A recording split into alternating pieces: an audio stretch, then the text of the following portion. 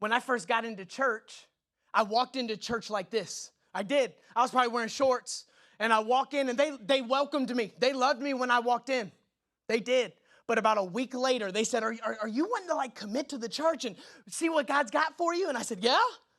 And they said, well, a button-up, I think you'd look good like in a button-up shirt. I said, really? They said, yeah, this is what, most of the people that serve at the church, we wear button-ups and we look good and we dress like this. And I said, okay, I guess if this is what the church is doing, I guess I got to dress like this. And so I remember I put this on, and for about a week, I was wearing my button-ups. I was fitting in. Listen, I was fitting in. And then someone comes up to me and they go, hey, how far do you want to do this ministry thing? And I went, well, I don't know. Like, I feel God nudging me to do it. And they said, you know what really would look good on you, Tyler? And they really kind of hyped me up. You know what they said?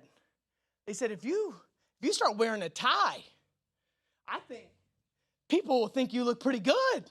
People will start listening to your story. People will start listening to you preach. They'll really believe in you. And the moment I said, well, I want to do ministry full time, I couldn't get ordained like this.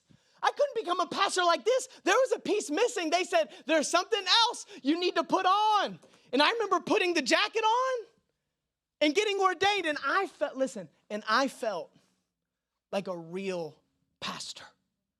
I felt like a real minister when I looked like this. But you know what's crazy? The whole time I really went to that church and I dressed like this and I looked like this, I didn't pray for one person. I don't know that I served one person. I don't know that I helped one person. When the real me was always under here the whole time, and that's what people wanted to see. That's what made people want to hear my word. That's what connected me to people to pray for them. But because I wanted other people to be comfortable with my calling, I just decided to cover everything up. I covered it up so I could look like them and not stick out so someone could find healing from someone that looked like them.